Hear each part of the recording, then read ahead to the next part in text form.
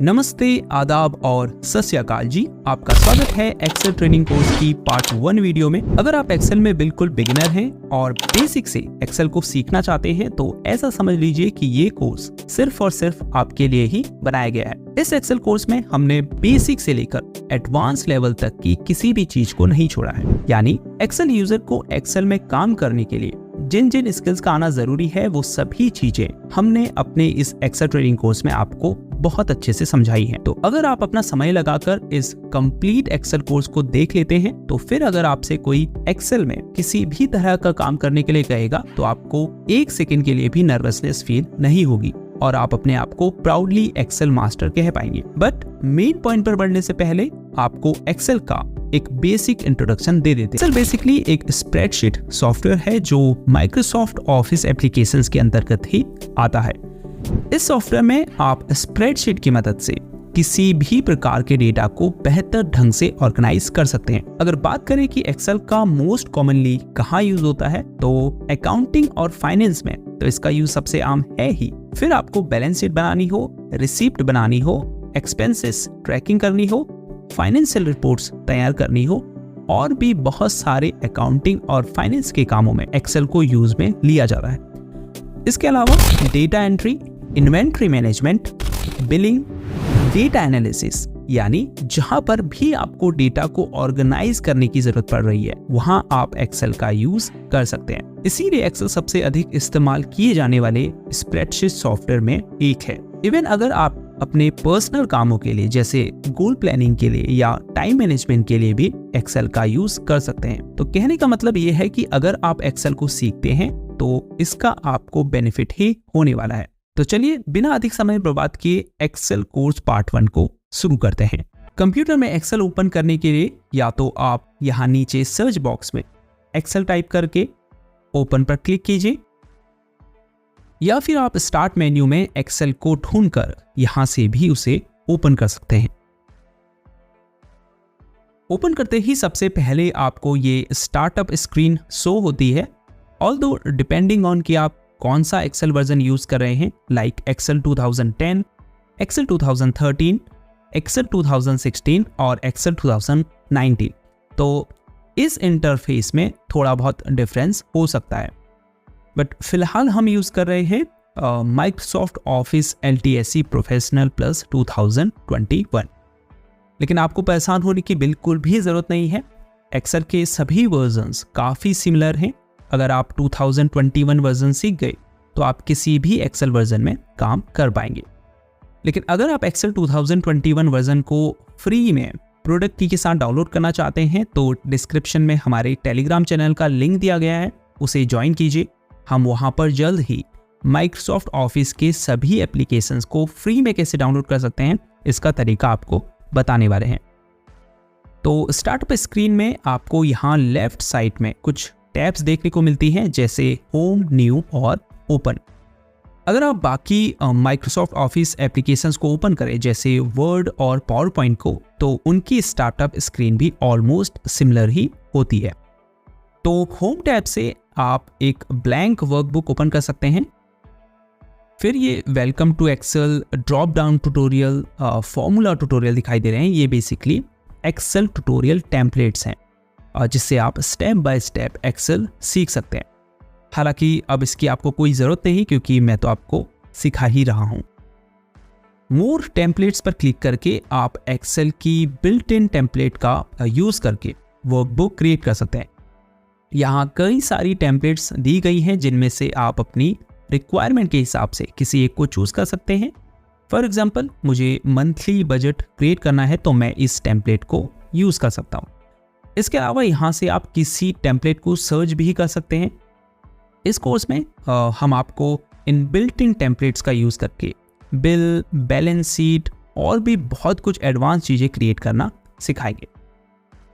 यहाँ नीचे रिसेंट में आपको उन वर्कबुक्स या एक्सेल फाइल की लिस्ट देखने को मिलेगी जिन्हें आपने हाल ही में क्रिएट किया होगा। पिन में वो वर्कबुक्स होंगी जिन्हें आपने पिन किया होगा। जब मैं वर्कबुक या एक्सेल फाइल बोलता हूं तो आपको कंफ्यूज नहीं होना है, ये एक ही चीज है। फिर न्यू में अगर आप क्लिक करते हैं तो यहाँ से आप एक न्यू ब्लैंक वर्कबुक क्रिएट कर सकते हैं। ओपन पर क्लिक करके आप पहले से सेव्ड वर्कबुक्स को एक्सेल में ओपन कर सकते हैं। तो चलिए सबसे पहले एक ब्लैंक वर्कबुक ओपन करते हैं। इसके लिए आपको होम में ब्लैंक वर्कबुक के ऊपर क्लिक करना है। तो ये है एक्सेल का इंटरफेस जिस पर बेसिकली आपको काम करना होता है। तो एज अ बिगिनर आपको सबसे पहले इस इंटरफेस को समझने की जरूरत है। तो ये ऊपर पूरा एरिया रिबन कहलाता है जिसमें कई सारी टैब्स जैसे file, home tab, insert tab, page layout tab, formulas tab, data tab, review tab, view tab और हेल्प टैब मौजूद हैं। प्रत्येक टैब के अंदर उससे रिलेटेड कमांड्स हैं जो कई ग्रुप्स में डिवाइडेड हैं, जैसे कॉपी कट पेस्ट करने की कमांड्स क्लिपबोर्ड ग्रुप के अंदर है, और फॉन्ट चेंज करने, फॉन्ट का साइज बढ़ाने या घटाने, टेक्स्ट को बोल्ड, इटैलिक और अंडरलाइन करने से रिलेटेड कमांड्स फॉन्ट ग्रुप के अंदर है। ऐसे ही हर टैब के अंदर सिमिलर कमांड्स को एक ग्रुप के अंदर रखा गया है। तो ऊपर ये क्विक एक्सेस टूल बार है जिसे आप कस्टमाइज करके ऐसी कमांड्स को यहाँ ऐड कर सकते हैं जिनकी आपको एक्सेल में काम करते वक्त सबसे अधिक जरूरत पड़ती है। ये इस वर्कबुक का टाइटल है। हम इस वर्कबुक को जिस भी नाम से सेव करेंगे वो नाम हमें यहाँ टाइटल के रूप में दिखाई देगा। ये माइक्रोसॉफ्ट सर्च फीचर है जिससे आप इन टैब्स के अंदर मौजूद किसी भी कमांड को सर्च करके एक्सेस कर सकते हैं। रिबन डिस्प्ले ऑप्शंस में अगर आप ऑटो हाइड रिबन पर क्लिक करेंगे तो इससे रिबन हाइड हो जाएगी। फिर से रिबन डिस्प्ले ऑप्शंस पर क्लिक कीजिए और फिर शो टैब्स एंड कमांड्स पर क्लिक कीजिए, रिबन शो होने लगेगी। हालांकि अगर आप यहाँ से शो टैब्स पर क्लिक करते हैं तो फिर आपको सिर्फ रिबन टैब्स ही शो होंगी। कमांड्स को शो करने के लिए उस टैब पर क्लिक करें। हालांकि आप इस अप एरो पर क्लिक करके या कीबोर्ड में Ctrl+F1 दबाकर रिबन एरिया को हाइड और शो कर सकते हैं। फिर नीचे ये जो रोज और कॉलम्स हमें दिखाई दे रहे हैं इसे कहते हैं शीट या वर्कशीट, जिस पर हम बेसिकली काम करते हैं या इंफॉर्मेशन और डेटा को एंटर करते हैं। अगर कोई स्प्रेडशीट बोलता है तो उसका मतलब भी शीट या वर्कशीट से ही है। तो आपको शीट, वर्कशीट या स्प्रेडशीट में कंफ्यूज नहीं होना है, ये तीनों एक ही हैं। स्प्रेडशीट में कॉलम्स के लिए लेटर्स असाइन किए गए हैं जैसे ABCDEF एंड सो ऑन। तो ये जो लेटर्स हैं ये किसकी पहचान कर रहे हैं? कॉलम्स की। और ये नंबर्स 1 2 3 4 5 एंड सो ऑन ये किसको आइडेंटिफाई कर रहे हैं? रोज को। तो ये आपको अच्छे से समझ लेना है कि ABCD कॉलम्स के लिए है और 1 2 3 4 रोज के लिए है। कई लोग पूछते हैं कि सर एक एक्सेल वर्कशीट में कितने रोज या कॉलम्स होते हैं? तो रोज होती है 10,48,576 और कॉलम्स होते हैं 16,384। ऑल्दो ये मुझे भी नहीं पता था, मैंने खुद गूगल सर्च किया है, so it's not a big deal. अब वर्कशीट में आपको ये जो रेक्टेंगुलर बॉक्स दिखाई दे रहे हैं इन्हें कहते हैं सेल। पर अगर आप ये सोच रहे हैं कि सर अभी तो आप कह रहे थे कि ये रोज और कॉलम्स हैं, तो मैं आपको बता दूं रोज और कॉलम्स मिलकर ही सेल बनाते हैं और फिर ये सभी सेल्स मिलकर वर्कशीट बनाते हैं। तो ये एक वर्कशीट है, इसीलिए यहाँ देखिए नीचे लिखा हुआ है शीट 1। उसके आगे ये जो प्लस आइकन है इस पर अगर आप क्लिक करेंगे तो आप एक न्यू शीट इंसर्ट कर पाएंगे। ऐसे ही आप अपनी रिक्वायरमेंट के हिसाब से मल्टीपल शीट्स इंसर्ट कर सकते हैं। इसके अलावा अगर आप यहाँ होम टैब में सेल्स ग्रुप में इंसर्ट कमांड पर क्लिक करें और फिर इंसर्ट शीट पर क्लिक करें तो भी आप एक न्यू शीट इंसर्ट कर पाएंगे। अब अगर किसी शीट को डिलीट करना है तो उसके ऊपर राइट क्लिक कीजिए और यहाँ से डिलीट पर क्लिक कीजिए। इसके अलावा आप सेल्स ग्रुप में डिलीट ऑप्शन पर क्लिक करके और फिर डिलीट शीट पर क्लिक करके भी सीट को डिलीट कर सकते हैं। अगर आपको किसी सीट के नेम को चेंज करना है तो सिंपली उस पर डबल क्लिक कीजिए और फिर वो नाम टाइप कीजिए जो आप उस सीट का रखना चाहते हैं। एक और कॉमन एक्सेल टर्मिनोलॉजी आपने सुनी होगी, वर्कबुक। ये बेसिकली आपकी एक्सेल फाइल का ही दूसरा नाम है। अब एक एक्सेल फाइल में कितनी भी वर्कशीट हो सकती है, तो इसीलिए फिर हम एक या उससे अधिक वर्कशीट के समूह को वर्कबुक कहते हैं। तो जो बेसिक एक्सेल टर्मिनोलॉजी मैं आपको बता रहा हूँ उन्हें आपको अच्छे से समझ लेना है, क्योंकि एक्सेल में काम करते समय आप बार बार इन टर्मिनोलॉजी का यूज करने वाले हैं। तो वर्कशीट में प्रत्येक सेल का एक सेल नंबर भी होता है, या जिसे हम सेल एड्रेस भी कहते हैं। जैसे अभी ये सेल सेलेक्ट है तो इसका सेल नंबर हमें यहाँ ऊपर नेम बॉक्स में शो हो रहा है, D6। अब ये सेल नंबर इसे कैसे मिला? तो अगर आप देखें ये सेल मौजूद है D कॉलम में और 6 नंबर की रो में, इसीलिए इसका सेल नंबर है D6।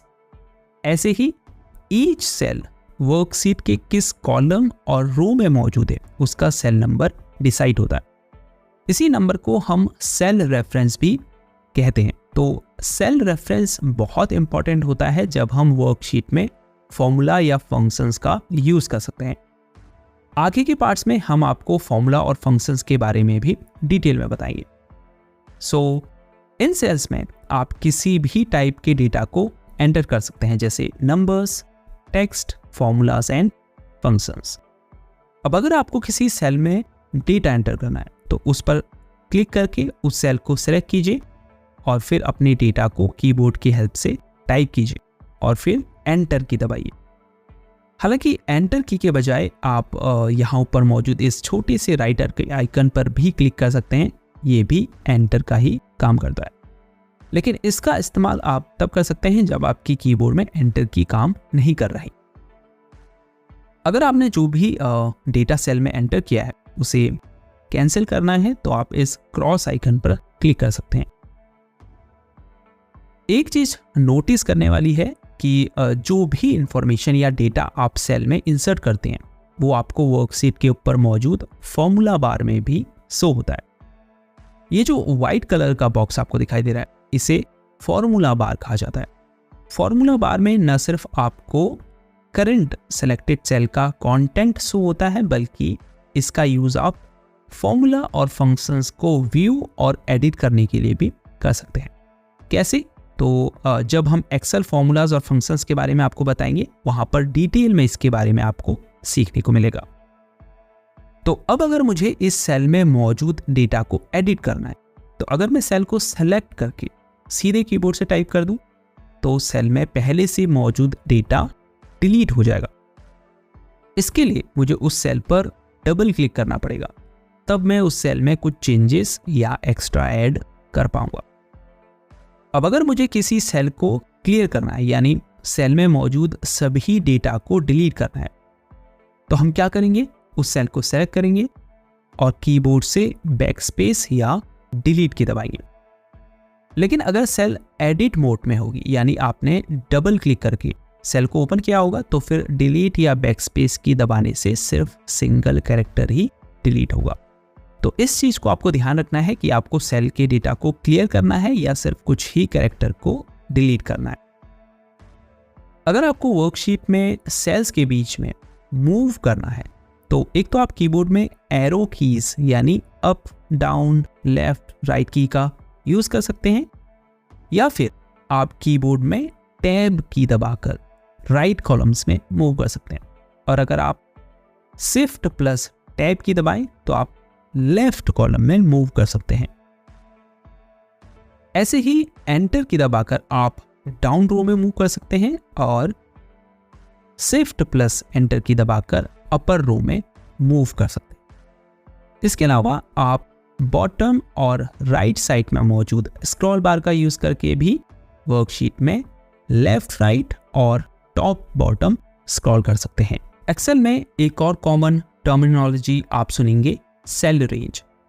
ये समझना बहुत सिंपल है। जैसे अभी हमने सिर्फ एक ही सेल को सिलेक्ट किया है तो ये एक इंडिविजुअल सेल है, पर लेकिन अगर हम मल्टीपल सेल्स को सिलेक्ट कर लें, सेलेक्ट कैसे करेंगे? माउस से क्लिक कीजिए और ड्रैग करके उन सेल्स को सेलेक्ट कीजिए तो ये सेल रेंज कहलाएगी, जिसकी रेंज H8 सेल से शुरू है और L15 सेल पर खत्म है। ये कुछ प्रैक्टिस क्वेश्चंस जिनके आंसर्स आपको नीचे कमेंट करने हैं। आप में से जो भी इन क्वेश्चंस के सबसे पहले करेक्ट आंसर्स देगा, मैं उसके कमेंट को हार्ट दूंगा और टॉप में पिन भी करूंगा। सो फर्स्ट क्वेश्चन है, माइक्रोसॉफ्ट एक्सेल किस प्रकार का सॉफ्टवेयर है? इसके 4 ऑप्शंस हैं, database management software, presentation software, workbook software या स्प्रेडशीट सॉफ्टवेयर। सेकंड क्वेश्चन है, वह फाइल जिसमें डेटा को व्यवस्थित करने के लिए एक या उससे अधिक वर्कशीट होती है वो क्या कहलाती है? ऑप्शंस हैं workbook, Excel book, data sheet या स्प्रेडशीट। थर्ड क्वेश्चन है, एक्सेल वर्कशीट में प्रत्येक छोटे रेक्टेंगुलर बॉक्स को क्या कहते हैं? ऑप्शंस हैं रेंज, बॉक्स, सेल या रेक्टेंगुलर बॉक्स। फोर्थ क्वेश्चन है, नेम बॉक्स में क्या शो होता है? ऑप्शंस हैं active cell address, data, information या नंबर। एक्सेल में कॉलम्स और रोज को किससे लेबल किया गया है? यानी कॉलम्स और रोज की पहचान आप किससे करते हैं? ऑप्शंस हैं ABCD से कॉलम्स की और 1 2 3 4 से रोज की, या A1 B1 C1 से कॉलम्स की और A1 A2 A3 से रोज की। एक्सेल किस ऑफिस सूट का पार्ट है? ऑप्शंस है माइक्रोसॉफ्ट ऑफिस सूट का या लिब्रे ऑफिस का। तो जितने भी आंसर्स आपको आते हैं उन्हें नीचे कमेंट कीजिए। अगर कुछ गलत होगा तो मैं रिप्लाई करके रॉन्ग आंसर्स को करेक्ट कर दूंगा।